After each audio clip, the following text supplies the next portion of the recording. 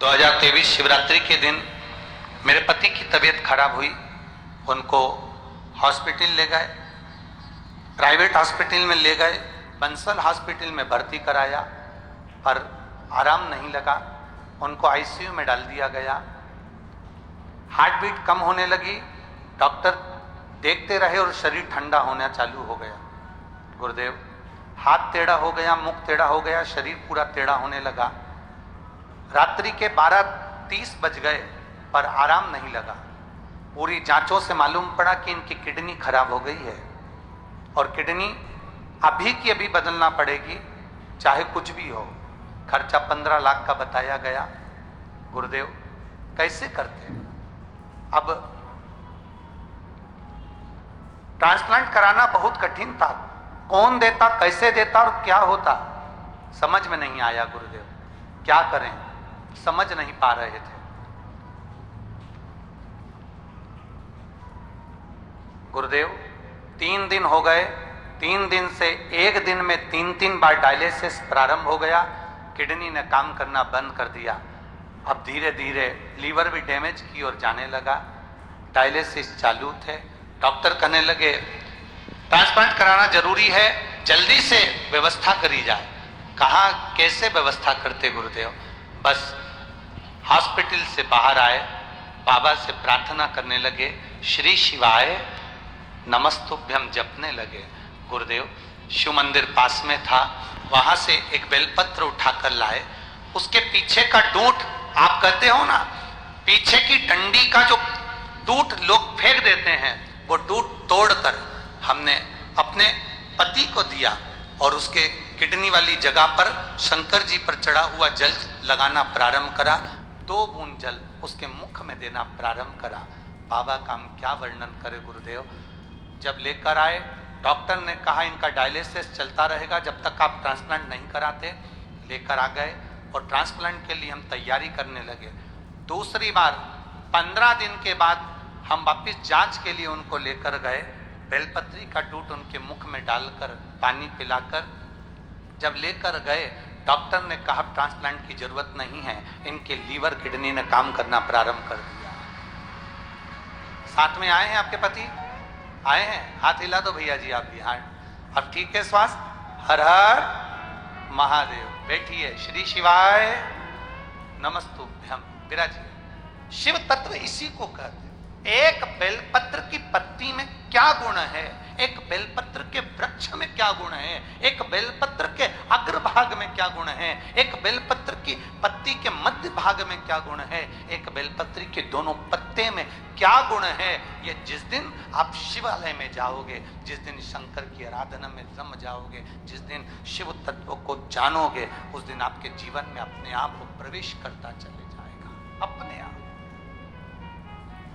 शिव महापुराण में क्या है, शिव महापुराण की कथा में क्या है, ये आपको अभी मालूम नहीं पड़ेगा। 5 दिन की कथा श्रवण करने के बाद तारीख लिख लेना।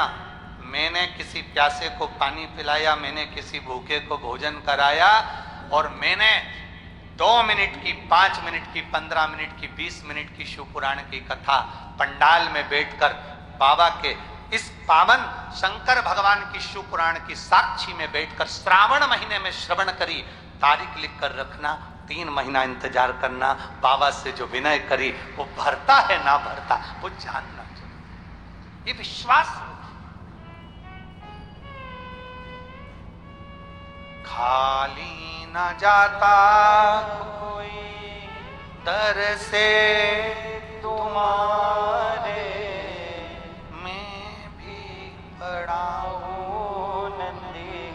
बाहे पसारे, अपने हृदय से लगा लो, गिरा जा रहा हो, उठा लो। जिसका 3 बार डायलिसिस चल रहा, एक दिन में 3 बार जिसका डायलिसिस हो रहा हो, जरा विचार करना, वो शिव महापुराण के पंडाल में बैठा मिल सकता है क्या? जरा विचार करिए। इसका एक दिन में 3 बार डायलिसिस चले वो हॉस्पिटल में मिले, जिसका हफ्ते में 2 बार भी डायलिसिस होता है वो शिव पुराण की कथा में बैठा नहीं मिलता, क्योंकि शरीर में इतना कष्ट होता है। डायलिसिस कोई साधारण बात है, पूरे शरीर का रक्त बदलता है। मछली जैसी तड़फन होती है, मछली जैसी।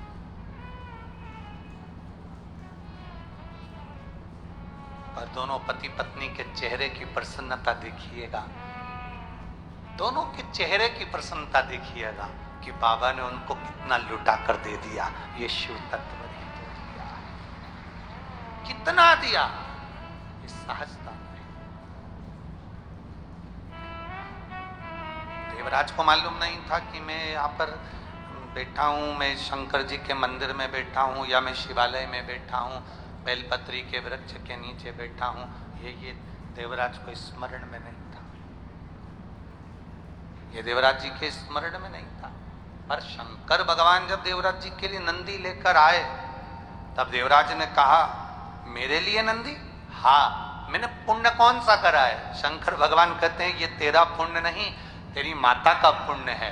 तेरी माता ने 1 लोटा जल मुझे बहुत चढ़ाया है, उसका पुण्य पूरे परिवार को प्राप्त हो गया, जिस तेरा कल्याण हो गया। आज अगर तिवारी परिवार कथा करा रहा है, आशीष तिवारी जी अगर कथा करा रहे हैं, आदरणीय श्री हरिचरण तिवारी जी अगर कथा करा रहे हैं, इनका परिवार अगर कथा करा रहा है, तो ये जान लेना कि इनका तो पुण्य है, पर इनके दादा परदादा ने कोई शिव की आराधना करी होगी, और वो शिव की आराधना का पुण्य आज शिव महापुराण की कथा श्रावण के रूप में प्राप्त हुआ है, श्रावण के रूप में प्राप्त हुआ है। और आप इतनी संख्या में अगर बैठे हो, अपना अपना घर दरवाजा छोड़कर अगर यहां तक आए हो, अपना द्वार छोड़कर तुम कोई ब्यावरा से, कोई राजगढ़ से, कोई खिलचीपुर से, कोई नरसिंहगढ़ से, कोई शामपुर, कोई कुरावर, कोई ग्वालियर, ना जाने कहां से आकर यहां बैठे हुए, कोई गुना से, कोई रोटियाई से, ना जाने कहां से आकर यहां बैठे हुए हो, तो ये विचार मानकर बैठना, आप अपना दरवाजा छोड़कर बाबा की कथा में आए हो, तो बाबा भी कैलाश छोड़कर आपके दरवाजे पर खड़ा मिलेगा। ये विश्वास का, ये दृढ़ता होना चाहिए। अपनी शिव भक्ति का एक आनंद अपने भीतर प्रकट करिए। शिव भक्ति। महाराज, मेरे भोलेनाथ जी को 2 चीजें पसंद नहीं। एक, मेरे भोलेनाथ जी को दिखावा पसंद नहीं है।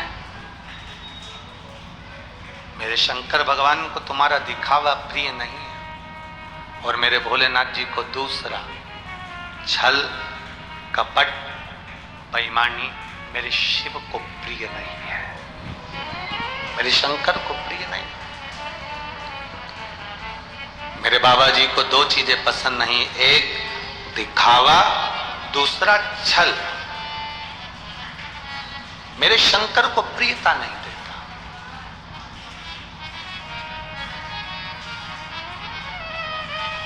शिव जी का एक नाम है भोला, शिव का एक नाम भोला। भोला का मतलब है कि जिसके अंदर छल नहीं है, जिसके अंदर दिखावा नहीं है, जो सहज है, सरल है।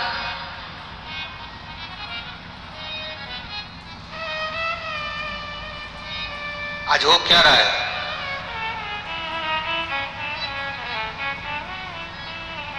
भारत की भूमि पर रहने वाले साधारण मनुष्य नहीं, भारत की भूमि पर रहने वाले मानव को, मनुष्य को, भारत की भूमि पर रहने वाले मनुष्य को, इंसान को आज विदेशी विधर्मी आज अगर बर्बाद करने की कतार पर लाकर खड़ा कर रहे हैं, तो वो केवल उनके संस्कारों को तोड़कर, उनकी सभ्यता को तोड़कर और उनके सनातन धर्म को खंडित कर कर, उसको तोड़कर कैसे ना कैसे विधर्मी अपने अंदर प्रवेश कराना चाहते।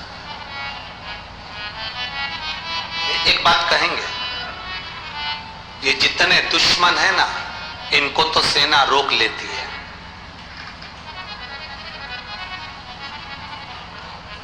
ये जितने दुश्मन हैं भारत की भूमि के, इनको तो सेना रोक लेती है।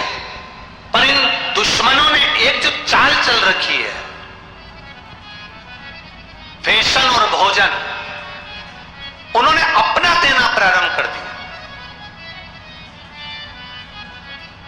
सेना दुश्मन को रोक लेगी, पर फैशन और भोजन को सेना नहीं रोक पाएगी। फैशन और भोजन को, ये विधर्मियों के फैशन को, ये बाहर से आए हुए फैशन और बाहर से आए हुए भोजन को हमें रोकना पड़ेगा। जब हम रोकेंगे तो हमारा राष्ट्र और मजबूत होगा, हमारा देश और मजबूत होगा। अभी हम दूसरे के आए हुए नए नए केक साहब, आजकल तुम लोग, आज के व्यक्ति को दाल बाटी खिलाओ तो नहीं साहब, वो मीन चाउमीन लाओ। ये दूसरे का भोजन। इनको अगर आलू का पराठा दो सुंदर आनंद से, बच्चों को कह दे, माँ क्या रे, क्या है मम्मी आज मेरा जन्मदिन है, आज जन्मदिन है, चल शाम को मैं दाल बाटी बना दूंगी। अरे मम्मी दाल बाटी।